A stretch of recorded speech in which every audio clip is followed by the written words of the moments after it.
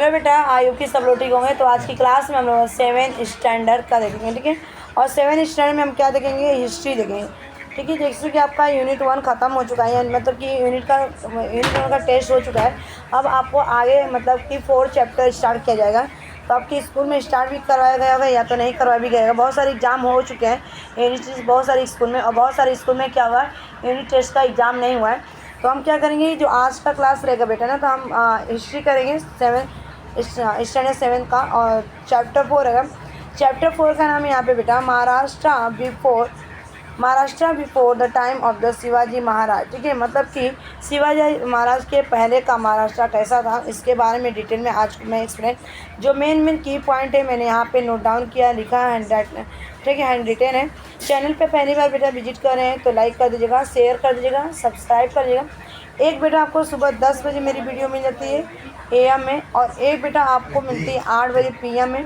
कभी कभी मैं आपको 3 वीडियो अपलोड कर देती हूँ, मतलब आपको 2 वीडियो फिक्स रहती है डेली रेगुलर, और ये वीडियो आपको मंडे से लेकर सैटरडे तक मिलती है, ठीक है।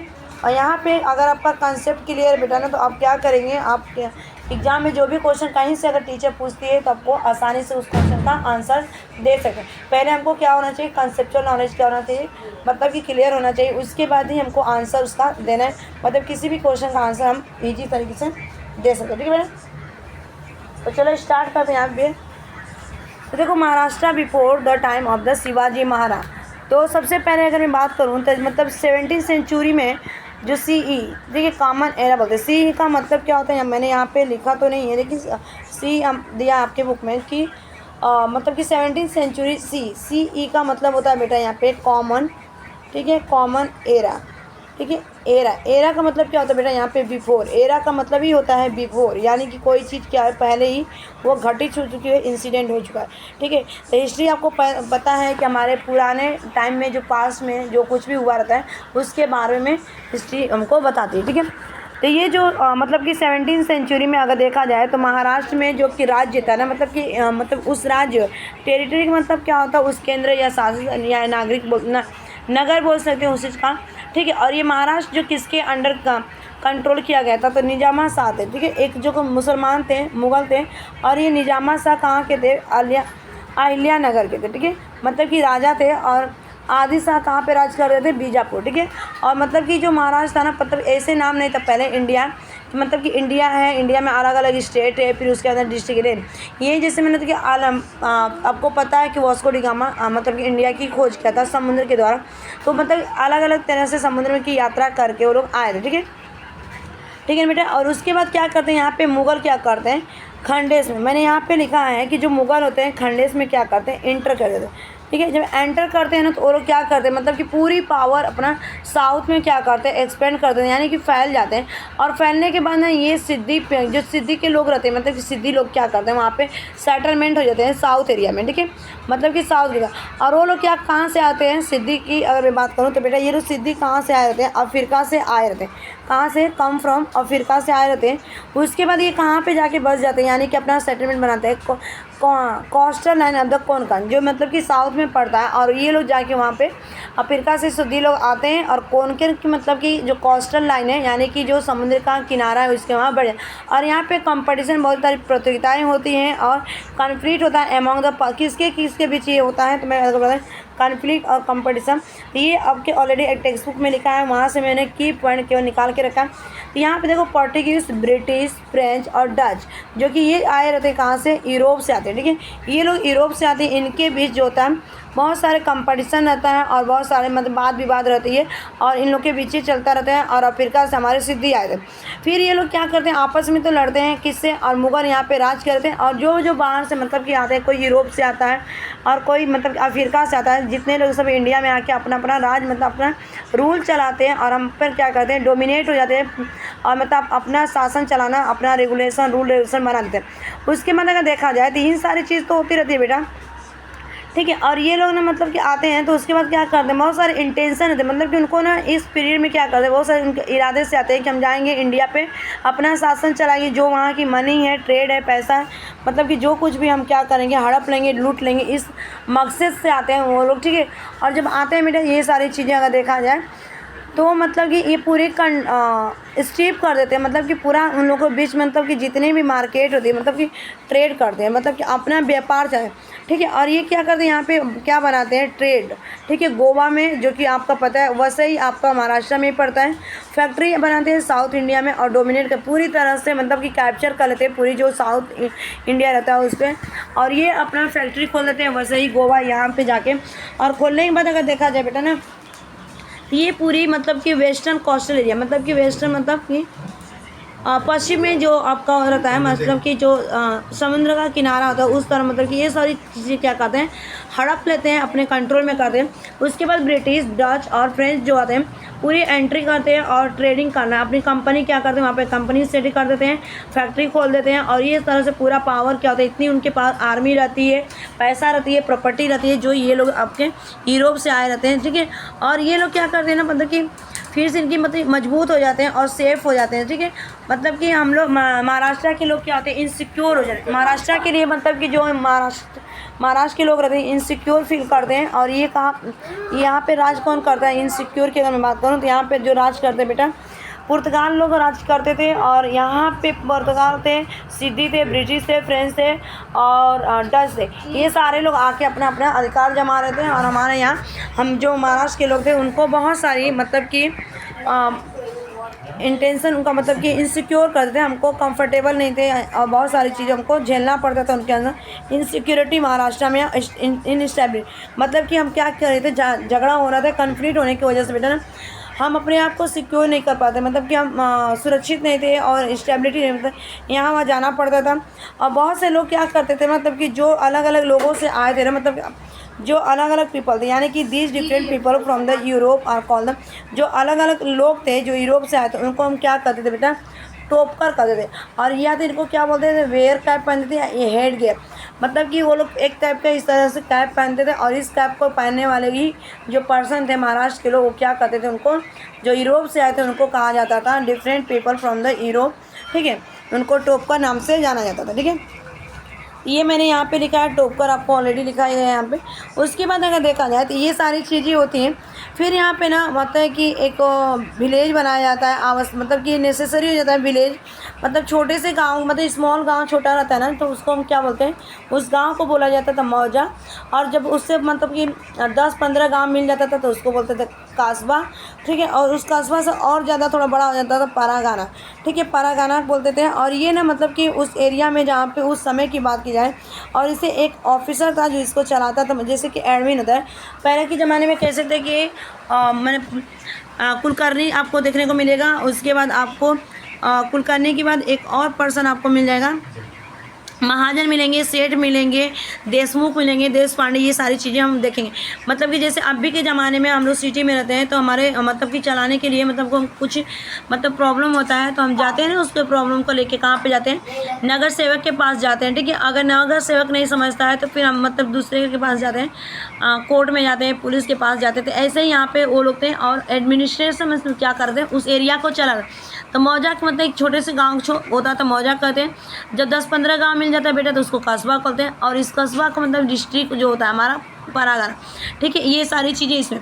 उसके बाद बेटा अगर देखा जाए यहाँ पे तो नेक्स्ट अगर देखा जाए तो मैंने क्या लिखा है कि Pargana made a many village. जो परगना था ना बेटा बहुत सारे गांवों से मिलकर बना था और उनका हेडक्वार्टर क्या था, कस्बा। जैसे मैंने कोपर खेने में एग्जाम्पल के तौर पर कोपर खेने में रहती हूँ और कोपर खेना एक मतलब कि एक छोटा सा टाउन है और मतलब कि ये मौजा हम इसको कह सकते हैं। और ये इसका अगर देखा जाए तो नवी मुंबई हमारा क्या हो जाएगा, नवी मुंबई हो जाएगा हमारा परगना बेटा, ठीक है। और कस्बा हमारा थाने हो जाएगा, ठीक है। यानी कि डिस्ट्रिक्ट हम लोग का क्या है, थाने, ठीक है। हेडक्वार्टर हम लोग का थाने। आप लोग भी बताइएगा आप कहाँ से बिलोंग करते हैं महाराष्ट्र में, और कमेंट करके बताइएगा कि आपका विलेज का नाम क्या है, प्लस आपका टाउन के मतलब कस्बा, हाँ परगना क्या है, उसके बाद कस्बा, ठीक है। उसके बाद बेटा यहाँ पे नेक्स्ट चलते हैं, ठीक है। तो नेक्स्ट आ जाते हैं बेटा यहाँ पे देखो तो मतलब छोटे गांव को तो हम क्या बोलते थे, छोटे छोटे गांव मतलब 2-4 गांव तो मौजा, और इनका जो चलाने या एडमिनिस्ट्रेशन विलेज को तो पाटिल कहा जाता था। और ये पाटिल बेटा क्या करते थे, लैंड और कल्टीवेशन को मतलब कि ये उनके अंडर काम करते थे। ठीक है, ये गाँव में जैसे हमारे गाँव में सरपंच होते हैं, मुखिया होते हैं, ठीक है, प्रधान मुखिया होते हैं, प्रधान होते हैं, उनको ही हम पहले क्या बोलते थे, महाराष्ट्र में पाटिल बोलते। और ये मैक्सिमम ना मतलब उनके पास सबसे ज़्यादा ज़मीन रहती थी, खेती उनके अंदर ही होती थी। और ये सारी ना डिस्प्यूट अगर कोई भी गांव में झगड़ा बता डिस्प्यूट होता था, यानी कि ये लोग हम किसके पास जाते थे, पाटिल के पास। जब पाटिल के पास जाते थे ना बेटा इनके पास, तो ये क्या करते हैं, हमारे जो प्रॉब्लम्स रहते थे वो क्या करते थे, उसको रिजॉल्व करते थे, यानी कि सॉल्यूशन निकालते थे और हमें शांति बनाए रहते थे। उसके बाद ना जो देखा जाए तो यहाँ पे मैंने लिखा है कुलकर्णी। ठीक है, ये देखो कुलकर्णी, और कुलकर्णी ने हेल्प करता था किसका, पाटिल का। ठीक है, तो पाटिल को मैंने क्या बताया, तो पाटिल क्या था, मतलब कि सरपंच था, नगर सेवक हम कह सकते हैं। और ये लैंड और कल्टीवेशन का काम करता था। अगर गांव में झगड़ा उगड़ा होता तो उसको हैंडल करता था, रिजॉल्व कराता था। फिर ये इसी पाटिल का काम करता था कुलकर्णी। कुलकर्णी क्या करता था, पाटिल का मतलब कि हेल्प करता था। और ये पाटिल जो होता था ना बेटा मतलब कि ठीक है, कुलकर्णी मतलब कि रिकॉर्ड रखता था, किसका रिकॉर्ड रखता था, रेवेन्यू का। ठीक है, यहाँ पे मैंने लिखा है किसका रिकॉर्ड रखता था, रेवेन्यू का रखता था। कौन, कुलकर्णी, यानी कि जो भी पैसा वैसा रहता था इसके अंडर काम रिकॉर्ड करके रखता था, उसको कलेक्ट करता था। और अलग अलग आर्टिसियन थे इस गाँव में, मतलब कि आर्टिसियन आपको पता है, मतलब कि आर्टिसियन मतलब ART, ठीक है, ARTSAN, आर्टिसियन जो था इस गाँव में। ठीक है, और बहुत सारे मतलब कि इनके अधिकार थे। किसका अधिकार था, मतलब कुलकर्णी और पाटिल का ऑक्यूपेशन व्यवसाय पीसेंट रहते थे, और ये शेयर करते थे एग्रीकल्चर को, आर्टिस्ट को। ठीक है, सर्विस मने देते थे उनको काम करने के लिए, मतलब कि गांव में क्या क्या किसको काम करना है, जैसे आज के मतलब और बोलते हैं ना सोसाइटी वर्कर, सोशल वर्कर, तो ऐसे ही मतलब पहले से ये सारी मान्यताएँ थी। ठीक है, मैंने कि इनको दिया गया था। उसके बाद मतलब कि जो ये सारे काम करते थे ना, कम्युनिटी जो चलाते थे, इन कम्युनिटी को क्या बोलते थे, विलेज कम्युनिटी को बालूता करते थे। क्या बोलते थे, बालूता। ठीक है, तो मैंने यहाँ पे लिखा है कि विलेज कम्युनिटी मतलब उस गांव को प्रॉपर तरीके से हैंडल करना, चलाए रखना, चलाते हैं, एडमिनिस्ट्रेट करते हैं, उसको बतूला करते हैं। ठीक है, बालूता, बालूता। ठीक है, जैसे हमारे स्कूल में मतलब कि स्टूडेंट रहते हैं, फिर स्टूडेंट टीचर्स आती हैं, उनसे बड़ा हमारे वाइस प्रिंसिपल रहते हैं, फिर प्रिंसिपल आती है, फिर मैनेजर रहते हैं। ठीक है, तो ऐसे ही मतलब कि गांव का भी ऐसे ही सिस्टम था पहले। ठीक है बेटा, उसके बाद देखा जाए यहाँ पे, तो यहाँ पे अगर कस्बा, अब ये बोला ना कस्बा, आपके बुक में हेडिंग ही है कस्बा। तो कस्बा मतलब कि एक बड़ा सा गांव रहता था, और उस गांव का जो मतलब कि हेडक्वार्टर कहाँ पे रहता था, परागना में। ठीक है, मतलब कि गांव का, जैसे मैं कस्बा मेरा क्या है, अगर मैं बात करूँ तो नवी मुंबई। ठीक है, मेरा कस्बा क्या है बेटा, नवी मुंबई। और नवी मुंबई की अगर मैं बात करूँ कि हेडक्वार्टर कहाँ पे, तो मैं बताऊँगी आपका थाना। तो सेम वैसे कस्बा जो रहता ना, उसका मतलब कि परागना हेडक्वार्टर था।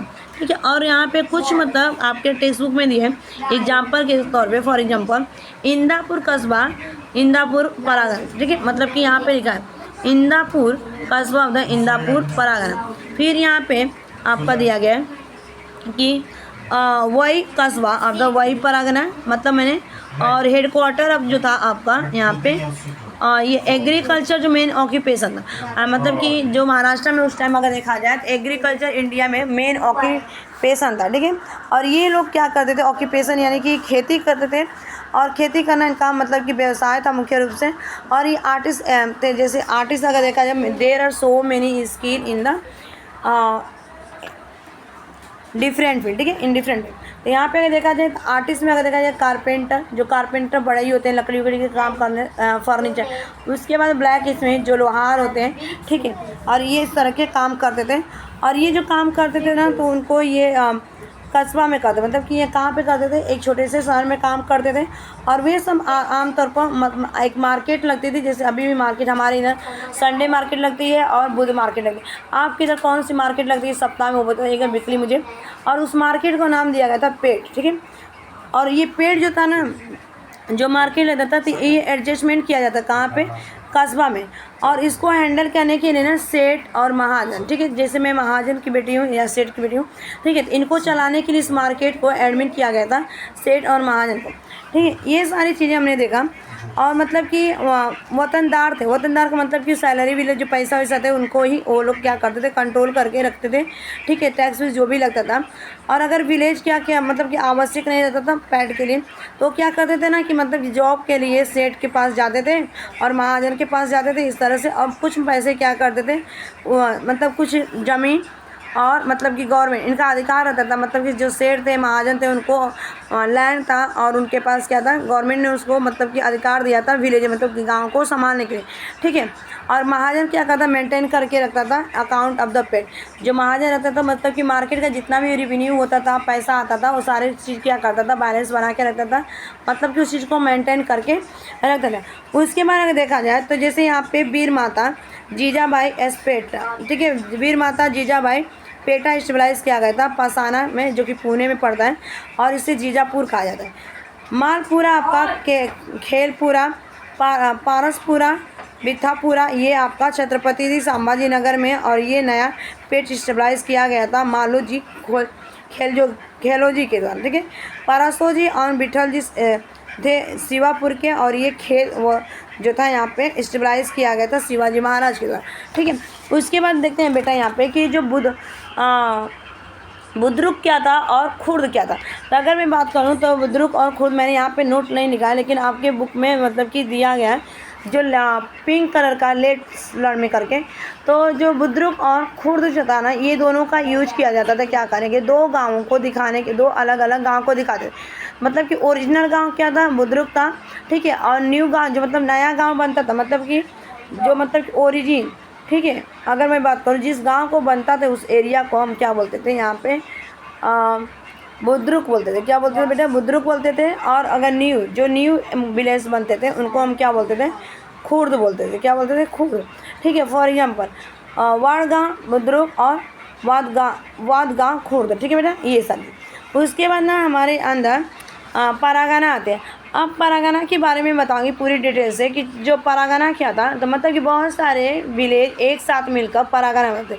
ठीक है, there are many village together the made of pargana, but the number of the village was not the in the same in all pargana. लेकिन जो विलेज की जो संख्या थी सेम नहीं रहती थी, और सभी परागना में अलग अलग रहते थे। और पुणे परागना का मतलब कि बिग परागना था। और पुणे में अगर मैं बात करूँ तो पुणे में आपका बेटा दिया गया था 290 गाँव। ठीक है, उसमें। और उसके बाद 64 आपका चक्कर में दिया गया था। 40 आपका विलेज दिया गया था सिरवाल में। ठीक है, और ये एक स्मॉल था विलेज, मतलब सबसे छोटा अगर विलेज देखा जाए तो सिरवाल का है। ठीक है, सबसे छोटा है विलेज। उसमें ना दो लोग आते थे, एक तो आपके देशमुख आते थे बेटा, और दूसरा हमारा कौन आता है, देश पांडे आते थे। ठीक है, इनको वतनदार ऑफिसर कहा जाता था। और ये दोनों ना कभी कभी मिसयूज करते थे अपने पावर का, अपनी शक्ति का। ये लोग कभी कभी मतलब कि कुछ भी कर अपने मनमानी चलाते थे लोगों पे, जो देशमुख थे, देश पांडे थे। ठीक है, क्योंकि इनके पास आर्मी थी, मतलब ये खुद का इनका पावर था ना, इसके लिए। ठीक है, ऑफिसर थे। तो जो देशमुख थे ना बेटा, ये जो देशमुख थे ना, ये पाटिल के चीफ थे परागना में। क्या थे, देशमुख पाटिल। तो मैंने यहाँ पे लिखा है, थोड़ा सा इसको मैं बेटा जूम कर देती तब आपको हाँ देखो, ये देखा जाए अगर बेटा यहाँ पे तो देशमुख क्या थे यहाँ पे, और यहाँ पे देश पांडे मैंने लिखा है, इसको वतनदार या ऑफिसर के नाम से जानते हैं। और देशमुख क्या थे, पाटिल, और देश पांडे को कुलकर्णी के नाम से। ठीक है, तो मतलब कि इनका अलग अलग रोल था, अलग अलग इंपॉर्टेंस दिखाया गया, मतलब कि इनका काम क्या था, क्या वर्क करते थे इसमें।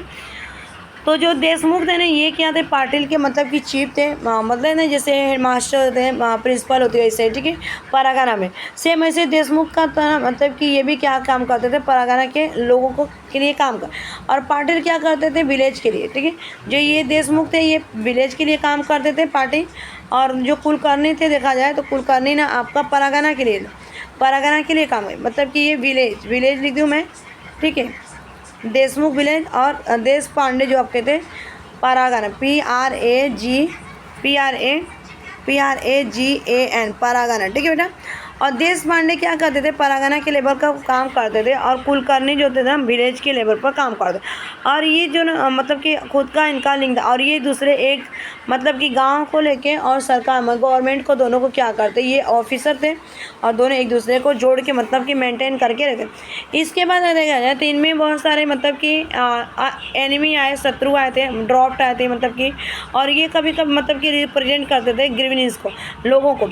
अभी कभी क्या करते थे ये मतलब कि मिसयूज करते थे अपने पावर का और कलेक्ट करते थे अधिक पैसा लोगों से, और ये क्या करते थे कलेक्ट करके उसको मतलब कि अपने पास रख देते थे, और ये सारी चीज़ें हरासमेंट करते थे। लोग मतलब कि सफ़र करते थे, इन सब चीज़ों से पीड़ित रहते थे, और ये मतलब कि टैक्स पर टैक्स मारते थे लोगों से, ठीक है, लैंड ले लेते थे, ज़मीन ले लेते, घर ले लेते।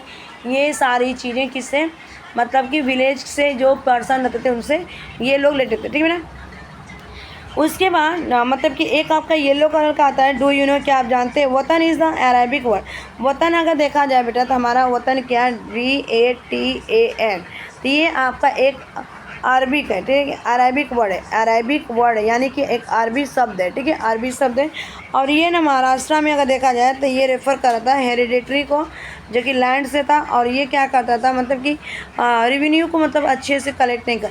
उसके बाद एक चीज़ मैंने यहाँ पे अब देखते हैं हम, कुछ चीज़ आपको डिटेल में लिखा गया है, ठीक, कैलेमिटी ऑफ द फेमाइन, ठीक है। कैलेमिटी फेमाइन में इसका मतलब होता है कि मतलब कि फेमाइन में अकाल आ गई थी, ठीक है, अकाल होना यानी कि बुरी तरह से दुष्प्रभाव पड़ा था इन सारी चीज़ों का, किसमें, महाराष्ट्र में, ठीक है। अब जब महाराष्ट्र में क्या करता था कि एग्रीकल्चर आपका क्या था, मतलब कि एग्रीकल्चर अब सबको पता है कि पुराने ज़माने में कोई फैक्ट्री, कोई इंडस्ट्री नहीं होती थी, कोई ऑफिस विफिस नहीं होता था कि लोग वहाँ पे जाके वर्क करें, काम करें।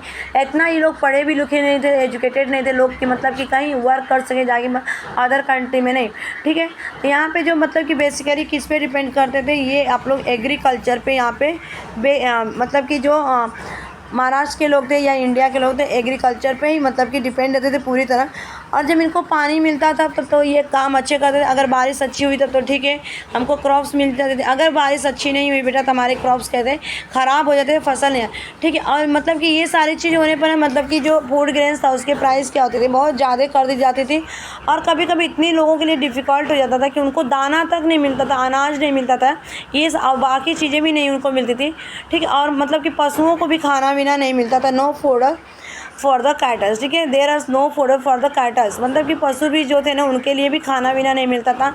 अब इंसान की तो बात छोड़ी, मतलब कि एक रोटी, मतलब कि वक्त की रोटी भी उनको नसीब नहीं होती थी, ठीक है। और ये मतलब कि वाटर के, पानी की बहुत मतलब कि प्रॉब्लम रहती थी, वाटर बिकेम द स्केयर्स, ठीक है। और ये सारी चीज़ें अगर देखा जाए तो लोगों में बहुत बड़ी एक समस्या बनी गई थी, डिफ़िकल्ट हो गए थे लोग गाँव में, मतलब उनको रहना, गाँव में रहना उनको बहुत ही मतलब कि एक डिफ़िकल्ट प्रॉब्लम हो गई थी। और इस तरह से क्या कहते हैं, वो लोग गांव को छोड़ देते हैं, गांव को छोड़ के क्या करते हैं, मतलब अकाल आने पर एक गांव से जाके दूसरे गांव पे मतलब कि शिफ्ट होते हैं, मतलब कि सेटल होते हैं, और उनको मतलब कि बहुत बड़ी एक अकाल पड़ जाती है। उसके बाद अगर ये अकाल की मैं बात करूँ बेटा तो ये अकाल पड़ता कब है, महाराष्ट्र में। तो ये अकाल अगर देखा जाए तो मैंने लिखा है 1636 में पड़ती है। सी का मतलब क्या होता है बेटा, सी का मतलब कॉमन, ई का मतलब एरा, मतलब 1630 में महाराष्ट्र में अकाल पड़ी थी। लोग क्या कर रहे थे, मतलब कि एकदम टेंशन हो गए थे उनको, फेमाइन आने से, अकाल पड़ने से मतलब कि अनाज, खाना, पानी सब कुछ से क्या हो गए थे, मतलब कि पीड़ित हो रहे थे सारी चीज़ें, यहाँ तक कि पशु पक्षी भी मतलब कि उनको भी तकलीफ़ हो रही थी, ये सारी चीज़ फेस करना पड़ता था।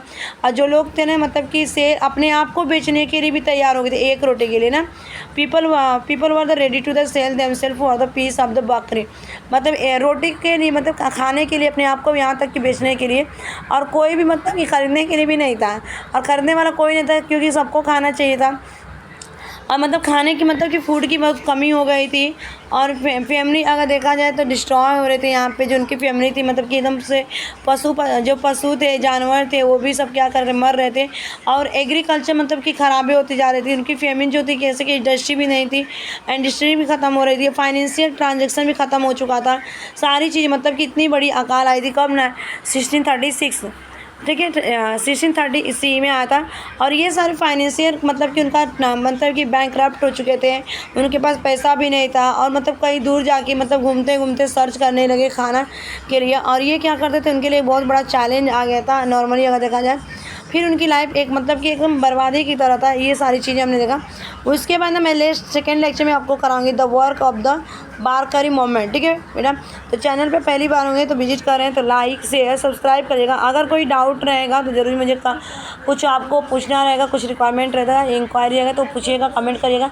और क्या मैं सही पढ़ाई जितना मेरे हैंड से होता है मैं आपको करके देती हूँ, ताकि आपको इतना बड़ा पोर्शन रहता है उस पोर्शन को मैं मुश्किल से आपको 2 लेक्चर में ख़त्म करने की ट्राई करती हूँ, ताकि ज़्यादा आपका वीडियो ज़्यादा लंबा ना हो के